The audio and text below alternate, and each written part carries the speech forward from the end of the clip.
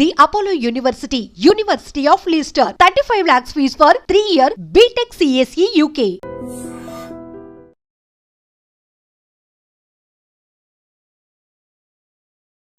రేవంత్ రెడ్డి గారిలో నాకు మంచి లక్షణం ఏంటంటే మిగతా వెళ్ళడంలో కూడా మనసులో అంతా చెప్పేస్తాడు. బోళ్ళ మనిషి.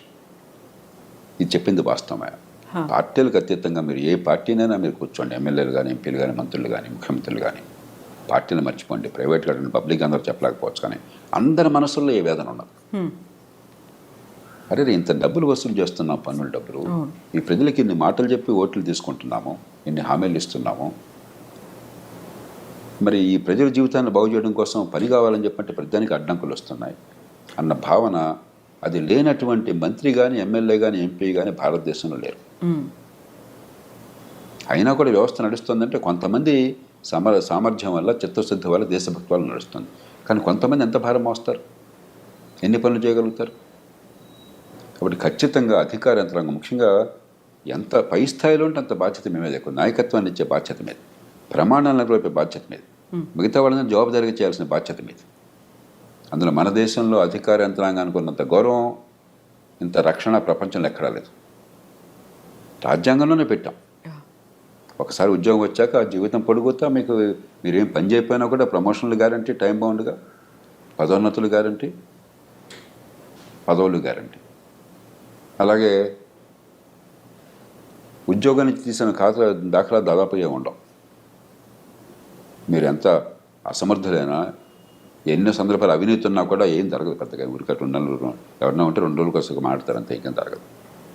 అన్ని కీలకమైన ఉద్యోగాలు మీ చేతుల్లోనే. అది ఎలాగో ముఖ్యమంత్రులకు కూడా తెలియదు ఎందుకు అలా జరిగిందో. కార్డర్ రూల్స్ అని పెట్టేసి, కార్డర్డ్ పోస్ట్ అని పెట్టాను, కార్డర్డ్ పోస్ట్ అని పెట్టేసి రకరకాల రూపాలతో ప్రభుత్వాలకు కూడా అర్థం కాని రీతిలో కీలకమైన పదవులన్నీ మీకే. మరి సమాజం ఇంత గౌరవాన్ని, ఇంత రక్షణని ఇచ్చినప్పుడు, నెత్తిని పెట్టుకున్నప్పుడు మిమ్మల్ని, ఈ సమాజానికి మనమే ఇస్తున్నాం తిరిగి. ఆ రకంగా చూస్తే ఒక చిన్న ఉదాహరణ, హైదరాబాద్ నగరం నీళ్లు చూడండి. వేల కోట్లు ఖర్చు పెట్టి ప్రజల పన్నుల డబ్బుల్లోంచి మనం లేదా అప్పులు తీసుకొచ్చి గోదావరి నుంచి, కృష్ణ నుంచి లిఫ్ట్ చేస్తున్నాం. దేశంలో ఏ నగరానికి లేని సౌకర్యం హైదరాబాద్కు ఉన్నది. మంచినీళ్ళ విషయంలో 2 మహానదులు 2 పక్కన ఉన్నాయి కాబట్టి కృష్ణా, గోదావరి, మరి చాలా వేల కోట్లు ఖర్చు పెట్టి అక్కడి నుంచి లిఫ్ట్ చేసి ఏర్పాటు చేసాము, నీళ్ళు వస్తున్నాయి. ఆ నీళ్ళలో 45% నీళ్లు మన ఇంటికి రాకుండా మూసిలో కలిసిపోతున్నాయి. ఇంతకంటే నేర సమాన నిర్లక్ష్యం ఇంకేమన్నా ఉందా? ఒక పేద దేశంలో ఇన్ని వేల కోట్ల రూపాయలతో నీరు అక్కడి నుంచి ఇక్కడి దాకా తీసుకొచ్చి ఆ వడ్డీలు కడుతూనే ప్రభుత్వాలు బోడంత సతమతం అయిపోతూ ఉంటే ఆ నీళ్ళు ఇళ్ళకి చేరట్లేదే, మళ్ళీ మూసిలోకి వెళ్ళిపోతున్నాయి. పెద్ద ఎక్కడికి చూడక్కర్లా, అన్నమంతా చూడక్కర్లా, 2 మెతుకులు చూస్తే చాలు. వెరీ రీసెంట్గా కూడా చూసాం సార్, హైడ్రా తవ్వకాలకి సంబంధించి పెద్ద వాటర్ పైప్ లైన్ పగిలిపోయింది అనే మాట. అట్లాగే ఇన్ని వేల కోట్లు ఖర్చు పెడుతున్న విద్య కోసం అని చెప్పాను. గుండె మీద చేసుకుని చెప్పానండి, మా పాఠశాలల్లో పిల్లలకి ఏ కుటుంబం నుంచి వచ్చినా కూడా ఖచ్చితంగా మంచి ప్రమాణాల విద్య అందుతోంది, వాళ్ళ ప్రతిభ వికసిస్తోంది, ఎదిగే అవకాశం వస్తుంది. మీరు చెప్పనండి ఒకసారి, నేను ఛాలెంజ్ చేస్తున్నాను మిమ్మల్ని బహిరంగంగా. ఎంత అధ్వానమైన చదువు అందుతుంది, ఇంత డబ్బు ఖర్చు పెడుతున్నామే. 25-30 వేల కోట్లు దాకా తెలంగాణ ఖర్చు అవుతుంది. అన్ని రూపాయల్లో పాఠశాల విద్య కోసం అయ్యే ఖర్చు. అంతా కలిపితే 21 లక్షలు, 22 లక్షలు ఉన్నారు పిల్లలు గవర్నమెంట్ స్కూళ్ళలో. ఏం విద్య అందుతుంది? ఎందుకు అందట్లేదు? ఏదన్నా పట్టుకోండి, మీరు ఏ రంగమైనా పట్టుకోండి. ట్రాఫిక్ ఉంది, ఎందుకు నరకం అవుతుంది? అక్కడ రెడ్ లైట్ ఉంటే జర్మన్ వెళుతుంటే వాడి మీద ఏమి రకమైన హారన్ మోగించుకుంటూ, తిట్టుకుంటూ. కాబట్టి ఏదన్నా చూడండి, మన జీవితంలో రోజువారీగా మనకు కావాల్సింది ఏదన్నా చూడండి, ప్రజలు నరకం అనిపిస్తున్నారు. ఎందువల్ల? ఇది కేవలం రాజకీయ నాయకుడు బాధ్యతనా? రాజకీయ నాయకుల్లో తప్పులు లేదని అంటే రోజు నేను విమర్శిస్తుంటాను. తప్పులు ఉన్నప్పుడు రాజకీయ వ్యవస్థలో తప్పులు చాలా ఉన్నాయి, కానీ రాజకీయ వ్యవస్థ అడ్డుకొని అనేక సందర్భాల్లో కూడా మంచినీళ్ళు అందరికంతా ఏర్పాటు చేస్తే ప్రభుత్వం నాకు కాదంటారండి? మంచి విద్య అంతా ఏర్పాటు చేస్తే ప్రభుత్వం నాకు కాదంటారండి? ట్రాన్స్పోర్ట్ సిస్టమ్ బాగా ఇంప్రూవ్ చేసి అందరికీ సౌకర్యం కలిగిస్తే ఏ ప్రభుత్వం నాకు కాదంటుందండి? వేరే విషయాలు జోక్యం చేసుకోవచ్చు, వాళ్ళ లాభం కోసమో వాళ్ళ స్వార్థం కోసమో. ప్రజలందరికీ మంచి సౌకర్యాల కోసం ప్రజలు ఇచ్చిన డబ్బుతో సరిగ్గా అందజేస్తే ప్రభుత్వానికి కీర్తి వస్తుంది, ఓట్లు వస్తాయి కదా. ఏమన్నా కాదంటారా? ఏ మంత్రులన్నా కాదంటారా? ఏ ఎమ్మెల్యేనా కాదంటారా? కాబట్టి ప్రతిదానికి రాజకీయం వంక పెట్టి మధ్యతరగతి వర్గాలు రాజకీయంలో వాళ్ళని తిడతారు కాబట్టి భారవంత వాళ్ళ మీద వేసి నపం పెట్టేసి మనం కూర్చుంటే అది ధర్మం కాదు. ఎందుకని సార్ సమన్వయ లోపం అనేది ఉంటుందా ఇటు ప్రభుత్వానికి ఇటు అధికారులకి మధ్య? లేదు, కొన్నిసార్లు మనం చూసాము ప్రభుత్వం, మంత్రులు లేకుంటే ముఖ్యమంత్రి, క్యాబినెట్ అంతా ప్రెషర్ అంతా వీళ్ళ మీద పెడుతున్నారు, లేకుంటే మేము చేసినట్టుగా మీరు చెప్పినట్టుగా మీరు పని చేయండి అనే మాట, ఆ తర్వాత బ్లేమ్ అవుతున్నారు. కాదంటలా, కానీ ఆ మాట అనే అర్హత ఇప్పుడు వస్తుందంటే మీకున్న పరిధిలో మీరు చాలా సమర్థంగా పనిచేసి ప్రజలకు ఫలితాలు ఇచ్చినప్పుడు వాళ్ళకి నచ్చపొచ్చామండి, ఇలా కాదు ఇంకోటి అంటే మీ మాటకు గౌరవం ఉంటుంది. ప్రధానంలో నో అన్న మాటే మీ నుంచి వచ్చి మీ నుంచి ఏ పని కాకుండా ఉండి ప్రజలకు పనికి వచ్చేది జరగకుండా ఉండి మీరు ప్రధానికి నో అంటే వాడి నుంచి గౌరవిస్తారు మమ్మల్ని? ఎన్నికైన వాడమే ఒత్తిళ్ళు ప్రజల నుంచి చాలా ఉన్నాయి పొద్దున్న సాయంత్రం దాకా. కాబట్టి ఈ వంక పెట్టేసి రాజకీయంలో ఉన్న వాళ్ళని తిట్టేసి మనం కూర్చుంటే ఎట్లాగా? ఈ సమాజం ఎంత గౌరవాన్ని ఇస్తుంది, ఎంత పోషిస్తుంది మిమ్మల్ని. ఇందాక నేను కొన్ని ఉదాహరణలు ఇచ్చాను. వీటిలో రాజకీయం ఏది వద్దని చెప్పండి నాకు. వీటిలో ఏ ఒక్కటైనా సరే ఒక ముఖ్యమంత్రి కానీ ఒక పార్టీ నాయకుడు కానీ ఏ పార్టీ ప్రభుత్వంలో ఉన్నా సరే మీరు ఇది చేయొద్దయా, ప్రజలకు అసౌకర్యం కలిగించండి, ప్రజలకు రవాణా వద్దు, ప్రజలకు మంచినీటి సరిగ్గా అందొద్దు, మురుగునీటి పరిధులు సరిగ్గా అవుతుంది అని చెప్పాడా? కాబట్టి రాజకీయంలో తప్పు చేయట్లేదు నేను అంటలా, కానీ కొన్ని రంగాలు దొరుకుతుంది చట్టబద్ధ పాలన లేదు, నిజమే. ప్రధానంలో రాజకీయ జోక్యం ఉంటుంది పోలీస్ కేసుల్లో, నిజమే. పక్కన పెట్టేద్దాం, దానికి ఏం చేయాలో ఆలోచిద్దాం. కానీ అదేం లేకుండా చాలా రంగాలు ఉన్నాయి. అక్కడ మీరేం చేస్తున్నారు, ఎందుకు చేయటం లేదు?